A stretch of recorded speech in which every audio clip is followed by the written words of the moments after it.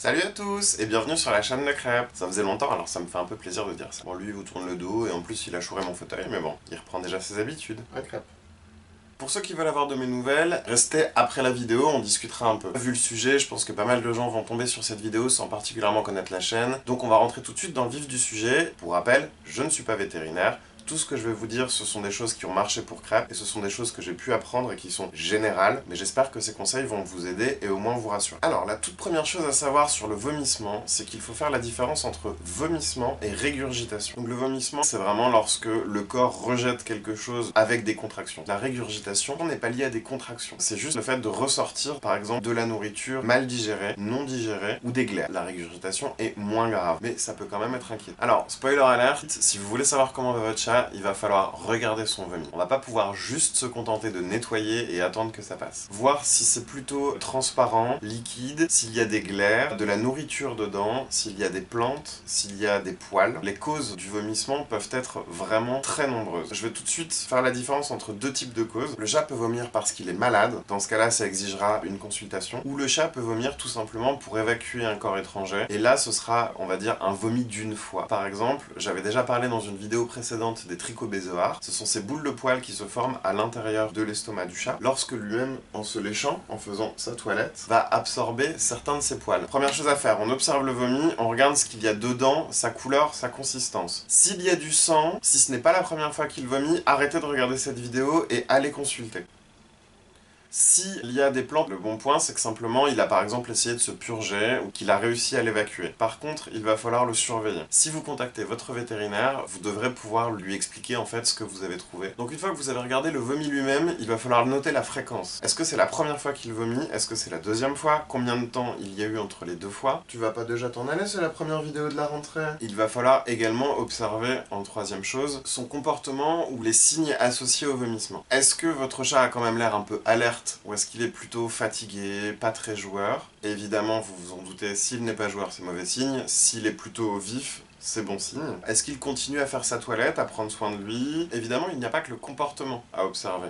Vous pouvez observer votre chat lui-même. Alors, vous pouvez prendre sa température. La température du corps des chats est un petit peu plus élevée que la nôtre, mais il ne faut pas que ça dépasse 39 degrés. Si ça dépasse 39 degrés, consultez. Et vous pouvez également regarder au niveau de son abdomen, au niveau de son estomac, essayer de le palper, voir s'il y a un gonflement, ou tout doucement, vous ne pincez pas ni rien, mais vous voyez s'il réagit. Et enfin, dernière chose, vu qu'on a déjà parlé d'observer son vomi, il va maintenant falloir observer son caca. J'ai dit caca. Alors pourquoi observer les selles de son chat? Parce que du coup, évidemment, les vomissements sont liés au tube digestif. L'idée, c'est que on va observer l'intégralité de la digestion. Si votre chat a des selles normales, c'est génial. Si par contre la couleur vous semble étrange ou qu'il a de la diarrhée, ça peut être par exemple une gastro. Pour résumer un peu tout ça, votre chat vomit. Vous observez le vomi. Vous observez son comportement. Vous observez s'il y a des signes extérieurs. Au niveau du vomi lui-même, est-ce qu'il y a un corps étranger? Est-ce que c'est une régurgitation? Ce qui est plutôt positif, ça veut juste dire qu'il a besoin de se débarrasser de quelque chose.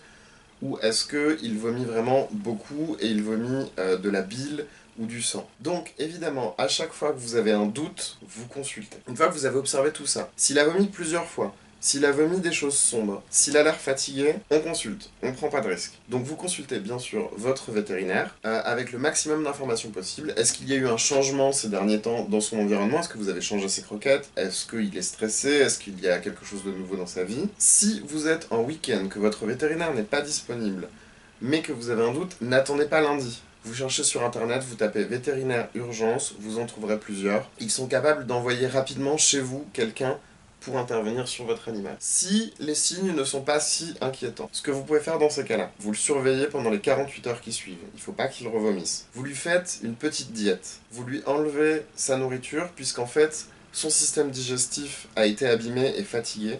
Donc ce qu'il va manger, il va le vomir. Vous lui laissez juste de l'eau. Un chat adulte peut faire une diète de 12 à 24 heures sans risque. Surveillez quand même et réintégrer petit à petit l'alimentation. Si le comportement s'améliore ou ne change pas, mais qu'il ne vomit plus, vous êtes normalement tiré d'affaire.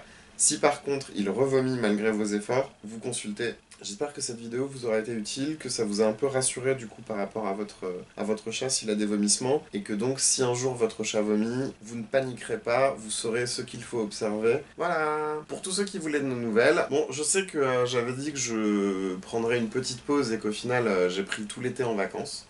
Ben j'en suis désolé. Mais je pense que c'était un peu nécessaire parce qu'au bout de 2 ans à faire une vidéo par semaine, j'avais vraiment besoin d'une pause. Je n'ai pas pu lire tous vos commentaires parce que merci beaucoup, il y en a eu beaucoup. Je vais essayer de reprendre le rythme des commentaires. En tout cas, je vous remercie d'avoir été là et d'être encore là. Ça y est, on est revenu. Alors, on ne revient pas toutes les semaines parce que du coup, j'ai décidé pour ne pas avoir besoin de faire à nouveau une longue pause, on va prendre le rythme de un lundi sur 2. Donc, dès ce lundi, on revient et vous nous retrouverez dans 2 semaines. Donc encore, merci à tous, merci pour votre soutien, merci pour vos messages. Voilà, donc je vous souhaite une bonne semaine à tous, et puis on se voit dans 2 semaines.